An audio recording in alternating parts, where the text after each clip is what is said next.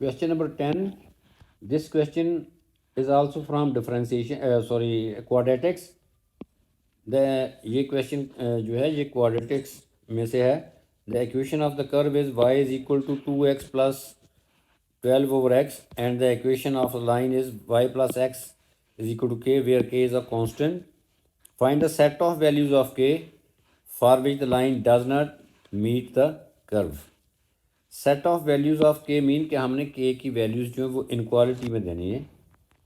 तो यहाँ पे कॉन्सेप्ट आएगा डिस्क्रिमिनेंट का. Line does not meet the curve like this.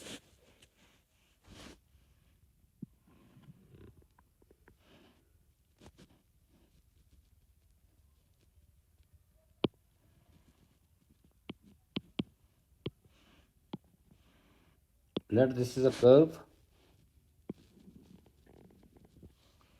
And this is a line. और क्लियरली लाइन जो है ये कर्व को इंटरसेक्ट नहीं कर रही. तो इसके लिए डिस्क्रिमिनेंट जो है वो होगा वो नेगेटिव होगा. डिस्क्रिमिनेंट किसको कहते हैं? B square minus 4ac will be negative when the line does not meet the curve. अब बी सी और ए वो क्या हैं? वो क्वाड्रेटिक इक्वेशन में जनरल क्वाड्रेटिक इक्वेशन ये होती है A X square plus B X square B X plus C. एक जनरल क्वाड्रेटिक इक्वेशन होती है. Coefficient of x square is a, coefficient of x is b and constant term is c. So first of all we will merge these two equations. Curve की equation और line की equation को हम मर्ज करके तो एक क्वाड्रेटिक इक्वेशन बनाएंगे. तो वहाँ से फिर हम डिस्क्रिमिनेंट को लेस देन ज़ीरो करके x की set of values of k find कर लेंगे. तो y is equal to, this is the equation of the curve, 2x plus 12/x. और लाइन की इक्वेशन है y is equal to, line की equation हमारे पास है y plus x is equal to k. यहाँ से हम y को सब्जेक्ट बना लेते हैं और यहाँ पुट कर देंगे y is equal to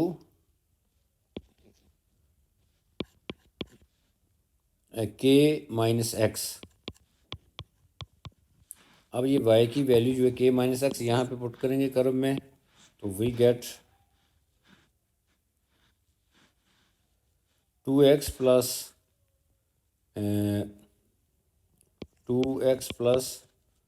12/x is equal to k minus X. क्या किया हमने? k माइनस एक्स जो है ये y in place of y हमने पुट कर दिया है. अब हम इसको स्टैंडर्ड फॉर्म में लिखेंगे. फिर B square minus 4ac less than zero. Left side का हम एलसीएम लेके कर लेते हैं या अदरवाइज़ एक्स के साथ सारी टर्म्स को मल्टीप्लाई कर देते हैं. लेफ़्ट साइड जो है ये एलसीएम लेके हम इसको यूँ लिख सकते हैं 2x square plus 12/x is equal to k minus X. Cross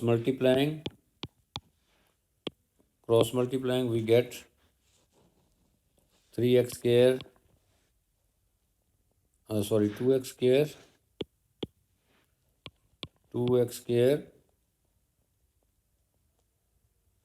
plus 12 is equal to kx minus X square.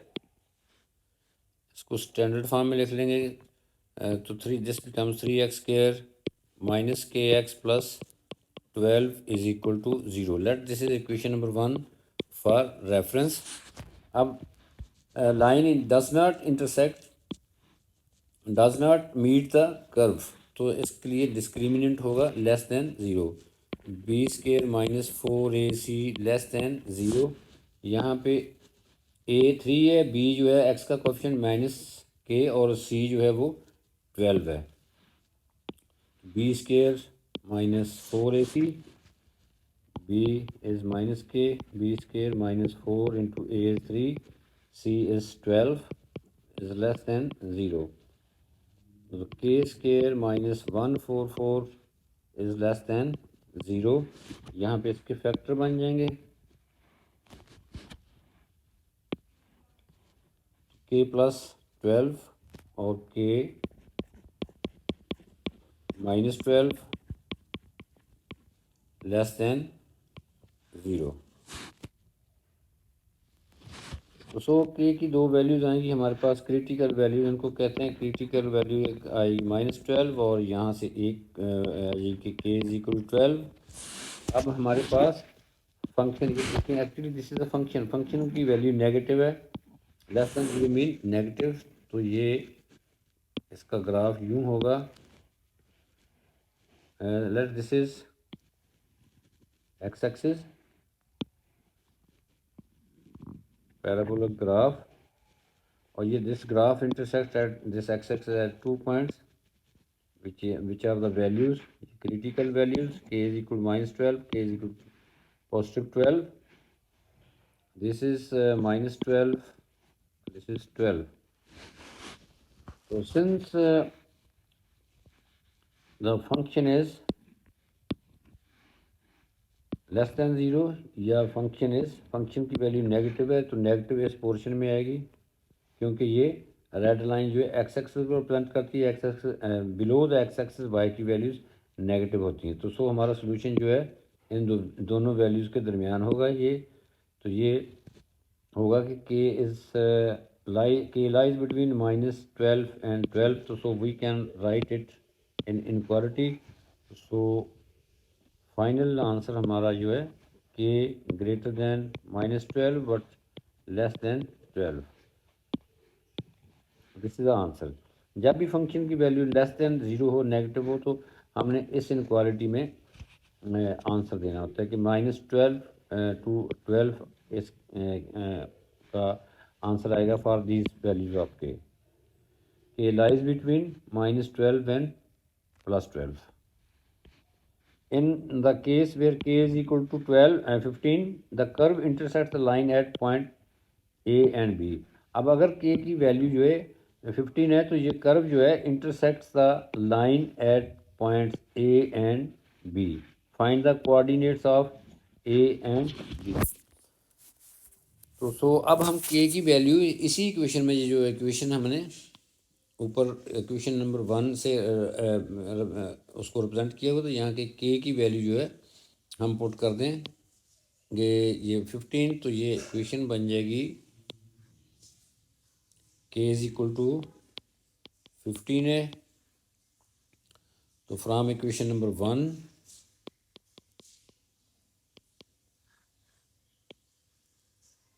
3x, this is equation number 1। अब यहाँ पे सिर्फ k की वैल्यू जो है हमने 15 पुट करनी है।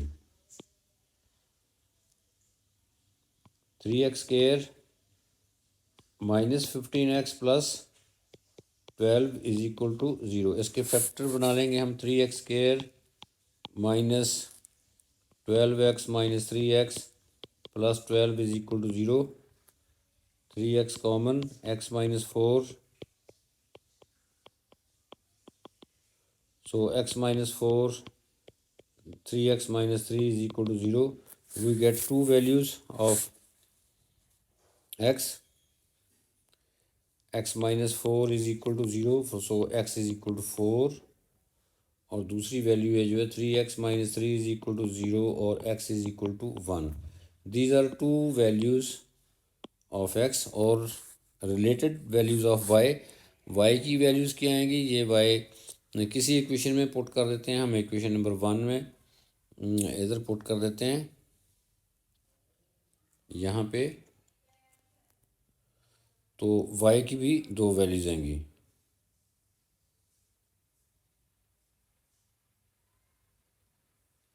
Putting in this equation x is equal to 4, we get y is equal to 11, और अब हम x is equal to 1 put करेंगे यहाँ पे, तो ये हमारे पास आएगा 14। x is equal to 1 के लिए y is equal to है 14। तो ये हमने फाइंड करना है coordinates of a and b। a और b दो पॉइंट्स से, तो उनके कोऑर्डिनेट्स आ जाएंगे 4, 11 एंड 1, 14। तो उसको सेपरेट करके लिख लेते हैं। 4, 11 दूसरा पॉइंट है 114. This is the answer. Next part of this question is find the equation of perpendicular bisector of the line joining A and B. Perpendicular bisector of line joining A and B, उसकी perpendicular bisector की equation find करनी है. तो let this is A and B. Let this point is A and this point is B. इनके coordinates हमारे पास हैं. तो perpendicular bisector, ये लाइन परपेंडिकुलर बाइसेक्टर होगी.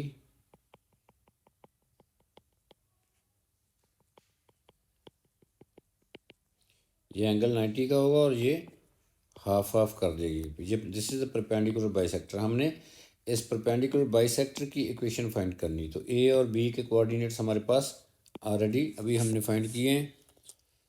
ए के कोऑर्डिनेट्स हैं 4, 11 और बी के कोऑर्डिनेट्स हैं 1, 14.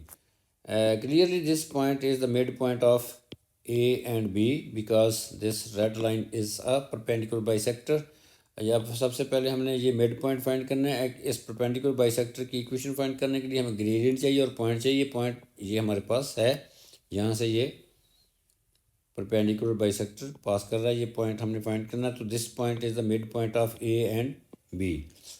तो इसको x1 + x2/2 mid point formula use करेंगे और ये पॉइंट आ जाएगा. Late this is m.